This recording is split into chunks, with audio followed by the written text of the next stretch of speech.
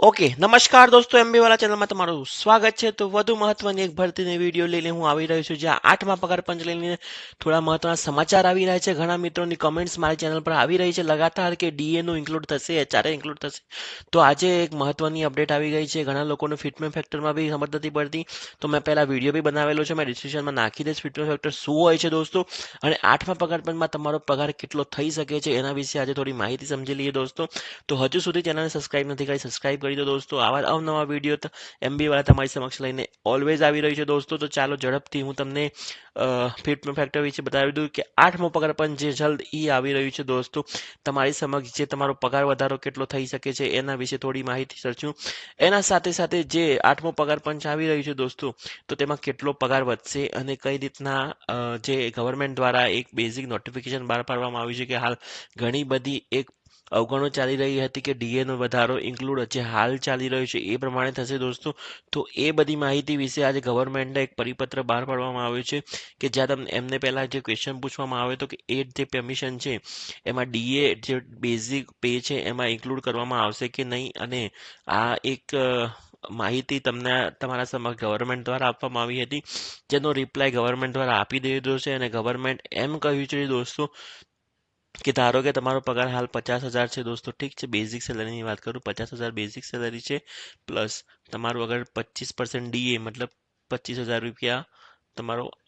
DA છે બરોબર તો 75,000 રૂપિયા ટોટલ થયા દોસ્તો તો 75,000 રૂપિયા હાલ તમારી સેલરી છે બરોબર પણ જો તમને નવો ફિટમેન્ટ ફેક્ટર મળશે એ તમને 50,000 ઉપર જ મળશે 75,000 ઉપર નહીં મળે દોસ્તો તો આ એ ગવર્મેન્ટ દ્વારા એક મહત્વની અપડેટ આપવામાં આવી રહી છે દોસ્તો કે ડીએ અને આના પાછળનું રીઝન એક જ છે દોસ્તો કારણ કે અત્યારે જો ફિટમેન્ટ ફેક્ટર 2.5 ની આસપાસ ગણવામાં આવી રહ્યું છે દોસ્તો તો એ પ્રમાણે બી હવે તો બી સાલામાં સાલી સેલરી ઇન્ક્રીઝ થઈ શકે છે દોસ્તો પણ આ એક ગવર્મેન્ટ દ્વારા નોટિફિકેશન આવે એના પછી એવું સમજાઈ રહ્યું છે કે જે લોકો કર્મચારીઓ છે એ લોકો માટે સારા સમાચાર નથી દોસ્તો ડીએ અગર મારું ઇન્ક્લુડ નહીં થાય દોસ્તો તો તમારી બેઝિક સેલરી જેટલી છે તમારી સેલરી સ્લીપમાં તમે જોઈ શકશો અને એ સેલરી ઉપર તમારું ફિટમેન્ટ ફેક્ટર ડિસાઇડ થશે અને એના પછી હા તમારા વર્ષો વર્ષ તમે આગળ જેમ જેમ તમે આગળ વધશો તેમ તેમ તમારું ફિટમેન્ટ ફેક્ટર પ્રમાણે તમારું લેવલ વધી શકે છે દોસ્તો તો આ એક મહત્વની ભરતી હતી ધારો કે તમારે અત્યારે 25,000 બેઝિક સેલરી છે તો 25,000 ઉપર તમારું ફિટમેન્ટ ફેક્ટર ગણીને ચાલુ હાલ દોસ્તો ઠીક છે અને એ તમને ગવર્મેન્ટ દ્વારા મળવાપાત્ર રહેશે દોસ્તો પછી એમાં અગર 5 વર્ષ થઈ ગયા તમને તો ડીએ થોડું તમારું ઇન્ક્રીઝ કરવામાં આવશે અને ડીએ પ્લસ તમારી basic salary plus fitment factor એમ કહીને 5 વર્ષ પછી જે પૈસા હશે તમને મળશે દોસ્તો તો આ ડીએ છે ને તમને બી ખબર હશે કે વર્ષે વધવાનું હોય છે દોસ્તો તો ડીએ અને એચઆરએ ઉપર જ બેઝિક સેલરી તમારી હાલ તો તમારી બેઝિક સેલરી ઉપર જ ગણવું ડીએ એચઆરએ ને હાલ એક્સક્લુડ કરવું એવું ગવર્મેન્ટ દ્વારા એક નોટિફિકેશન બહાર પાડવામાં આવ્યું છે અને એમબીએ વાળા મેં